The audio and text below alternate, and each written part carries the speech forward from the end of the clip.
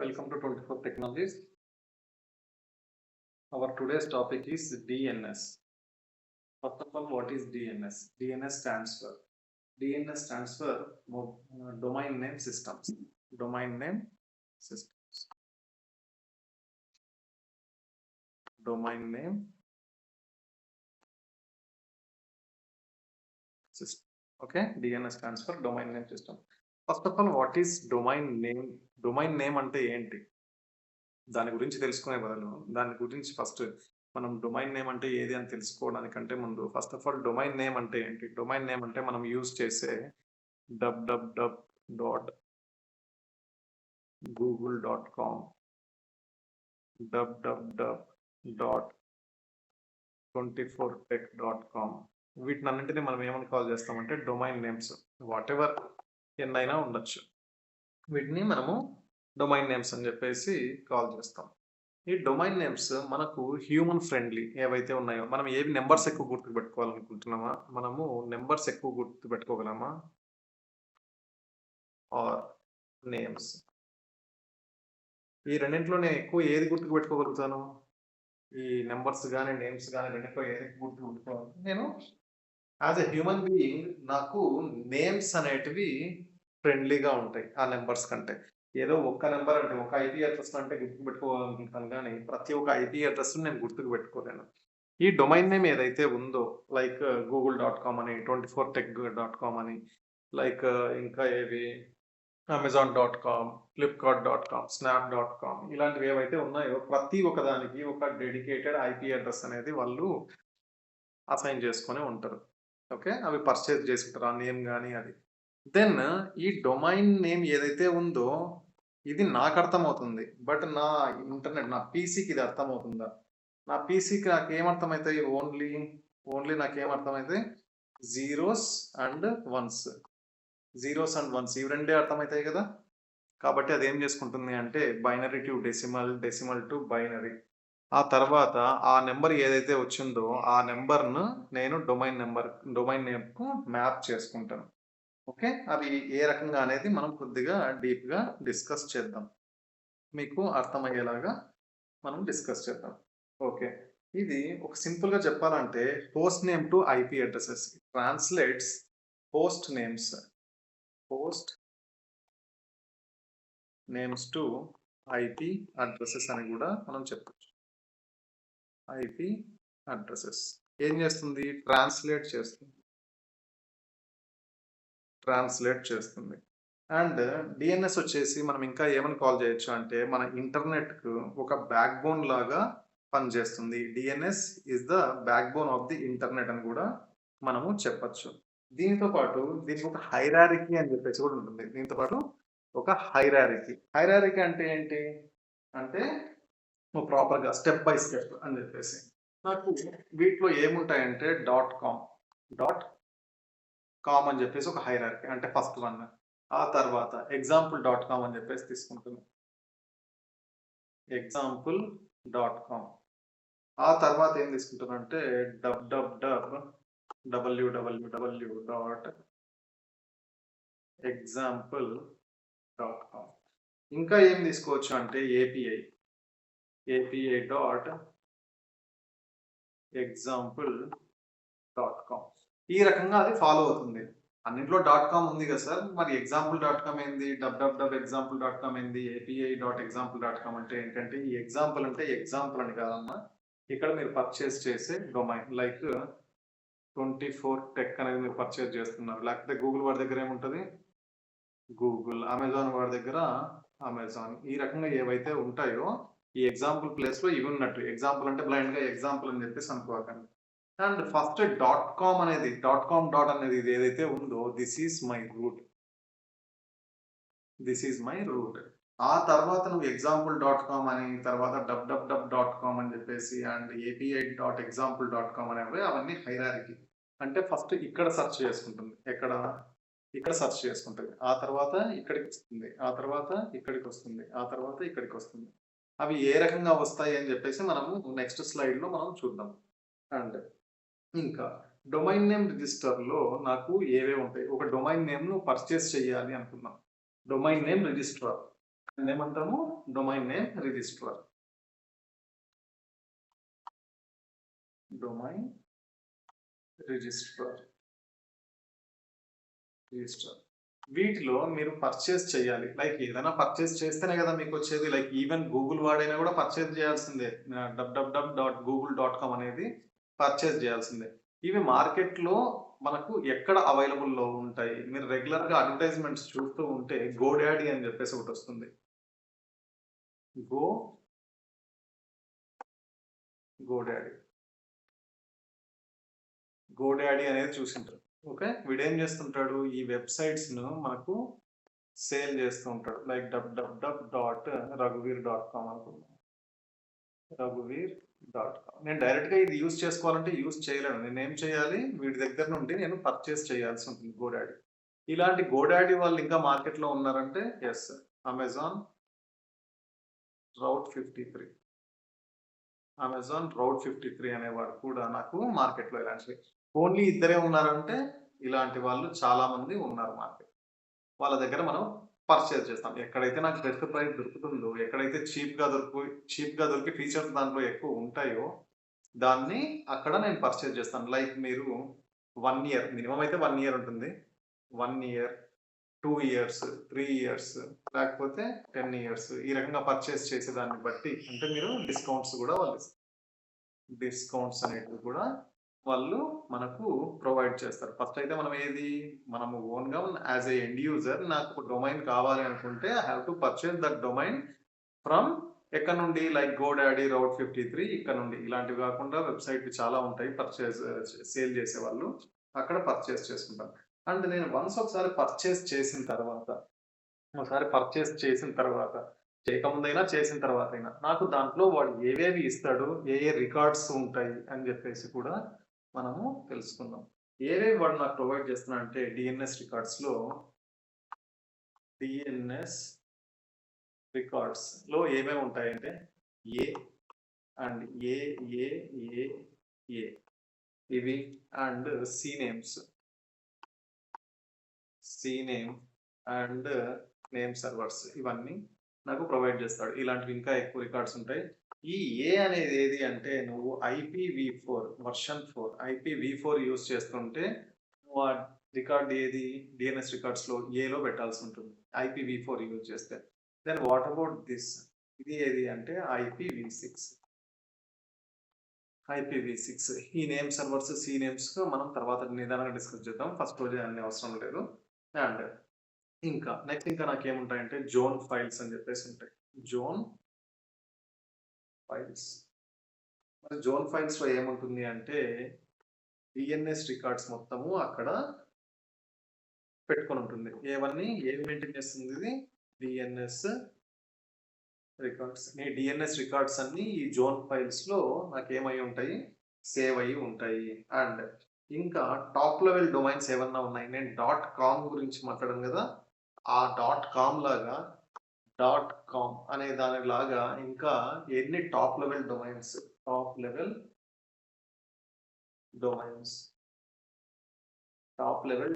ఏవేవి ఉంటాయంటే లైక్ మీరు రెగ్యులర్‌గా చూసే ఉంటారు. .in,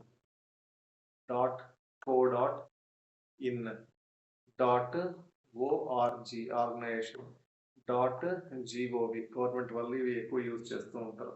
ఈ రకంగా ఇంకా .us, .us అంటే ఈ రకంగా నువ్వు ఏవైనా పర్చేస్ చేయాలనుకుంటే .com, .in, .co.in, .org, gov and US. ఏ టైంలో మనం ఏది యూజ్ చేస్తాము అంటే ఏ టైంలో అయినా మీరు యూజ్ చేసుకోవచ్చు. బట్ ప్రతి ఒక్కదాన్ని మీరు పర్చేస్ చేసుకుంటారు. లైక్ నాది పెద్దది అనుకుందాం. ఏది నా కంపెనీ అనేది చాలా పెద్దది. ఇప్పుడు లైక్ మీరు అబ్జర్వ్ చేస్తే google.com అని కొట్టండి. గూగుల్ వాడు దీన్ని పర్చేస్ చేసినాడు. వాడు .in పర్చేస్ చేయలేదు అనుకుందాం. .co.in వాడు పర్చేస్ చేయలేదు. ఇవి వేరే వాడు పర్చేస్ చేసినాడు అనుకుందాం. అప్పుడు మీరు google.in అని కొడితే మీరు డైరెక్ట్ గూగుల్‌కి వెళ్తారా? లేకపోతే వేరే కంపెనీకి రీడైరెక్ట్ అవుతారా? కాబట్టి పెద్ద పెద్ద కంపెనీలు ఏం చేస్తాయంటే google.comలో పర్చేస్ చేస్తాయి. co.in అండ్ ఇన్ ఇవన్నీ పర్చేస్ చేస్తాయి. బట్ మీరు ఏది టైప్ చేసినా కూడా రిజల్ట్ అనేది సేమ్ వస్తుంది. ఎందుకంటే ఈ మెయిన్ డొమైన్ ఏదైతే ఉందో నీ మెయిన్ డొమైన్లో మెయిన్ డొమైన్ ఒకటి ఉంటుంది కదా, పేరెంట్ డొమైన్. ఈ మెయిన్ డొమైన్లో మీరు పర్చేస్ చేసిన మిగిలిన డొమైన్స్ అన్ని సబ్ డొమైన్స్ వీటినన్నింటిని ఏం చేస్తారంటే దీనికి మ్యాప్ చేసి ఉంటారు. అంటే ఎవరు ఏది సెర్చ్ చేసినా కూడా, అంటే google.co.in కానీ google.in అని ఎవరు సెర్చ్ చేసినా కూడా నీకు పేజ్ ఓపెన్ అయ్యేది మెయిన్ డొమైన్ పేజే ఓపెన్ అవుతుంది. అంటే ఇక్కడ నీకు మెయిన్ డొమైన్కు లోడ్ అనేది తగ్గుతుంది, బట్ నీ కస్టమర్స్ అనేది ఏది ట్రై చేసినా కూడా అది ఎక్కడికి రీడైరెక్ట్ అవుతుంది, నీ మెయిన్ డొమైన్కి రీడైరెక్ట్ అవుతుంది. దట్ ఈస్ వై వాళ్ళు ఏం చేస్తారంటే ఎక్కువ పర్చేస్ చేస్తారు. అండ్ ఇంకా ఇక్కడ నాకు యూఆర్ఎల్ ఒకటి ఉంది, మీరు రెగ్యులర్గా చూసేది యూఆర్ఎల్. ఆ యూఆర్ఎల్ ఓపెన్ చేయి, ఈ యూఆర్ఎల్ ఓపెన్ చేయి అని చెప్పేసి మనం అంటాం కదా. దాంట్లో లైక్ ఏ రకంగా ఉంటుంది యూఆర్ఎల్, http అండ్ / ఏముంటుంది API dot dot example.com. Okay, ఇక్కడ మీరు అబ్జర్వ్ చేస్తే http మీరు ఏది ఓపెన్ చేసినా కూడా ఇది top level domain, top level URL. అంటే దీంట్లో ప్రతి ఒక్కటి ఉన్నాయి. ఈ లాస్ట్ లో డాట్ ఏదైతే ఉందో దిస్ వన్, ఈ డాట్ నేను ఏమంటానంటే రూట్ అని చెప్పేసాను. నా రూట్ ఇది. Okay, root of all DNS, all DNAMES, వీటికి అన్నింటికి రిమైనింగ్ అన్నింటికి ఈ డాట్ అనేది నా root. And then what about second dot, ఈ డాట్కి సంబంధించింది ఏంటి, ఈ డాట్ ఏది అంటే నీ top level domain, TLD, top level domain, top level domain ఏది ఈ డాట్. అండ్ నెక్స్ట్ ఇంకొక డాట్ ఉంది కదా, ఇట్ ఈస్ దిస్ వన్. ఈ డాట్ మరి దేనికి సంబంధించింది అంటే నా sub level domain, SLD, sub level domain. Okay, then what about this dot, మరి ఈ డాట్ ఏంటి సార్ అంటే ఈ డాట్ నా సబ్ డొమైన్,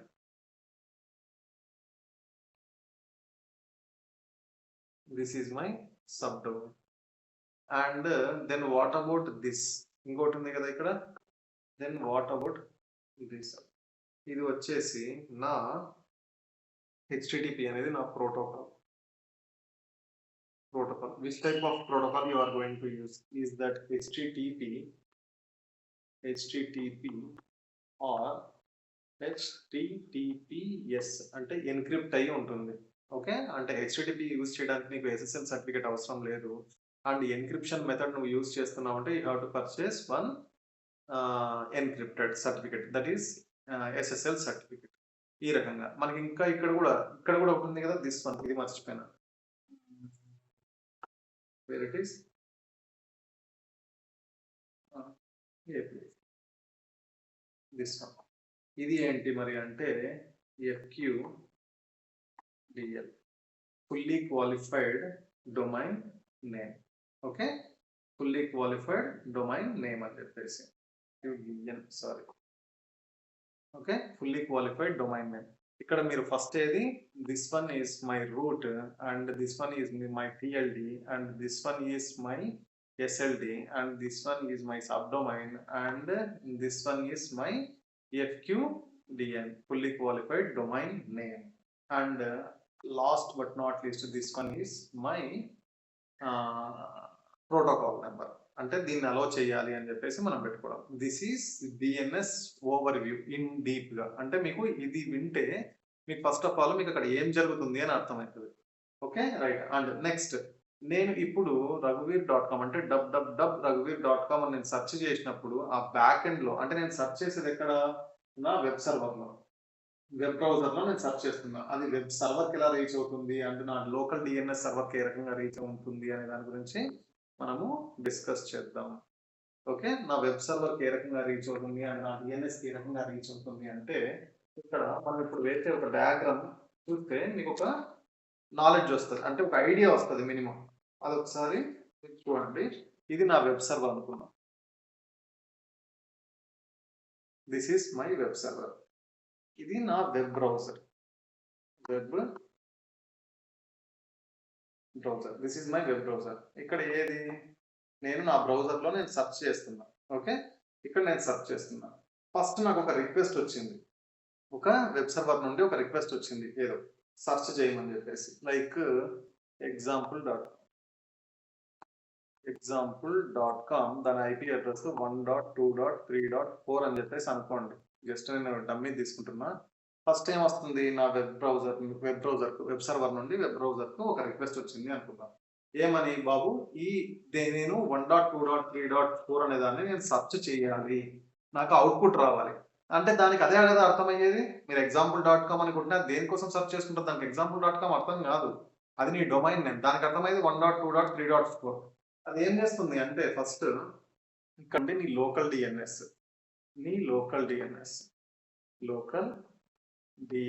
సర్వర్లో వెతుకుతుంది. ఫస్ట్ నీ లోకల్ డిఎన్ఎస్ సర్వర్ ఏదైతే ఉందో దీనికోసం అది వెతుకుతుంది 1.2.3.4 అని దాన్ని. ఫస్ట్ టైం సెర్చ్ చేసినప్పుడు ఇక్కడ ఉంటుందా, ఇక్కడ అది ఉండదు. ఫస్ట్ టైం సెర్చ్ చేస్తే ఇది క్యాష్ అనేది ఏదైతే ఉందో ఈ క్యాష్లో ఫస్ట్ టైం సెర్చ్ చేసేది ఏది ఉండదు. ఫస్ట్ అది ఎక్కడికి వెళ్తుంది, ఓకే టాప్ లెవెల్ డొమైన్కి వెళ్తుంది. టాప్ లెవెల్ ఫస్ట్ రూట్కి వెళ్తుంది, రూట్ డిఎన్ఎస్లో వెళ్ళి సెర్చ్ చేస్తుంది. బాబు నీ దగ్గర నేనేదో నాకు ఇక్కడ నుండి ఒకటి వచ్చింది example.com అని చెప్పేసి, అది నీకు తెలుసా అని చెప్పేసి సెర్చ్ చేస్తుంది example.com. ఇదేం చెప్తుంది, నాకు తెలియదు, ఎందుకంటే రూట్ డిఎన్ఎస్ అంటే ఫస్ట్ టైం సెర్చ్ చేస్తున్నావు కదా, రూట్ డిఎన్ఎస్ నాకు తెలియదు అని చెప్పింది. బట్ నా దగ్గర కొద్దిగా ఇన్ఫర్మేషన్ ఉంది, నేను దీన్ని గుర్తుపట్టగలుగుతా. ఇది .com టాప్ లెవెల్ డొమైన్, ఏది రూట్ డిఎన్ఎస్ కాబట్టి నేను దీన్ని గుర్తుపడతాంటది. ఓకే అని చెప్పేసి ఇక్కడ నుండి నాకేమొచ్చింది .com ను గుర్తుపట్టింది. ఓకే, నేను ఏం చేస్తానంటే నెక్స్ట్ నాకు టిఎల్డి డిఎన్ఎస్ నెక్స్ట్ రిక్వెస్ట్ దేనికి పంపిస్తానంటే నా టిఎల్డి డిఎన్ఎస్ సర్వర్.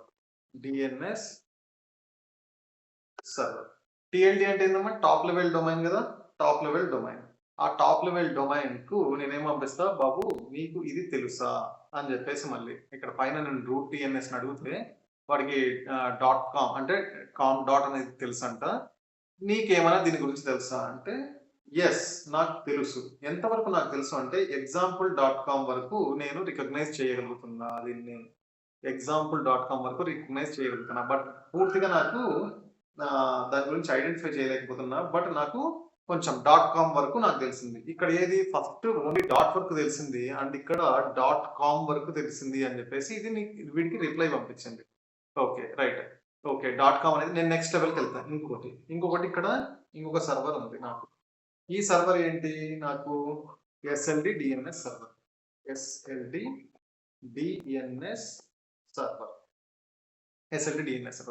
ఇప్పుడు ఏం చేస్తారంటే ఇక్కడికి మళ్ళీ సర్చింగ్ కోసం పంపిస్తారు. వీడికి ఏం తెలుసు, వీడికి example.com కూడా తెలుసు. ఓకే నాకు తెలుసు, నేను వీడిని గుర్తుపట్టినా అని చెప్పేసి వీడికి రిప్లై పంపిస్తాడు. అప్పుడు వీడేం చేస్తాడు, మళ్ళీ వెబ్ ఇక్కడికి పంపిస్తాడు.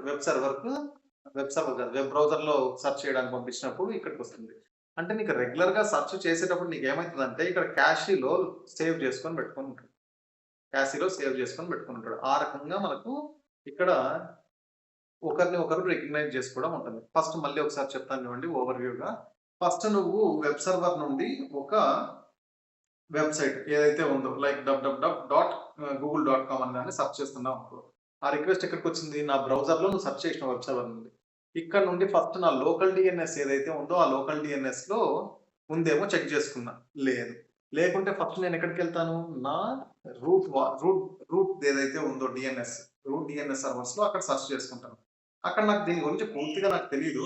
బట్ నాకు రూట్ లో డాట్ అనేది నేను ఐడెంటిఫై చేసిన అని చెప్పేసి ఇక్కడ నుండి రిప్లై వచ్చిన తర్వాత సెకండ్ ఏది, ఓకే ఇక్కడ పైన నా రూట్ వాడు ఏం చెప్పినట్టు వాడు ఐడెంటిఫై చేయగలుగుతాడు బట్ పూర్తిగా ఐడెంటిఫై చేయలేకపోతున్నాడు. దాని గురించి ఏదన్నా నీకు తెలుసా అని చెప్పేసి అడిగింది. ఏది లోకల్ డిఎన్ఎస్. మళ్ళీ ఆ లోకల్ డిఎన్ఎస్ ఓకే టిఎల్డి ఏం చెప్తుంది, ఓకే నాకు తెలుసు బట్ నాకు పూర్తిగా తెలియదు దాని గురించి, నేను టాప్ లెవెల్ డొమైన్ కదా ఈ .com ను నేను ఐడెంటిఫై చేసిన అని చెప్పేసి రిప్లై వచ్చింది.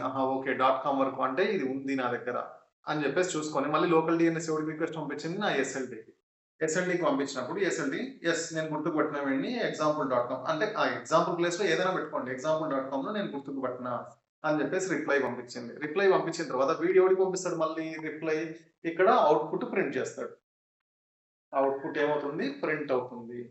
అవుట్‌పుట్ ప్రింట్ అయితది. Got it? ఇట్లా రెగ్యులర్‌గా మీరు సెర్చ్ చేసేటప్పటికి ఏమైతది? ఎవరో రెగ్యులర్‌గా సెర్చ్ చేస్తున్నారు. నేను దీన్ని క్యాష్‌లో సేవ్ చేసుకుంటా. మళ్ళీ నాకు రిక్వెస్ట్ వచ్చింది. ఎవరో సెర్చ్ చేయకండి. సెర్చ్ చేసినప్పుడు ఇది మళ్ళీ ఇక్కడికెళ్ళదు. ఎందుకంటే ఇక్కడే డైరెక్ట్‌గా ఇదేముంది? దీన్ని సేవ్ చేసుకొని పెట్టుకునింది. మళ్ళా ఇక్కడికెళ్ళి, ఇక్కడికొచ్చి, ఇక్కడికొచ్చి, ఇక్కడికొచ్చి, ఇక్కడికొచ్చి, ఇక్కడికొచ్చి వెళ్ళదు. ఎందుకంటే ఆల్రెడీ ఒకసారి సెర్చ్ చేసింది కాబట్టి అది మీకు ఇక్కడ క్యాషీలో సేవ్ అయ్యి ఉంటుంది.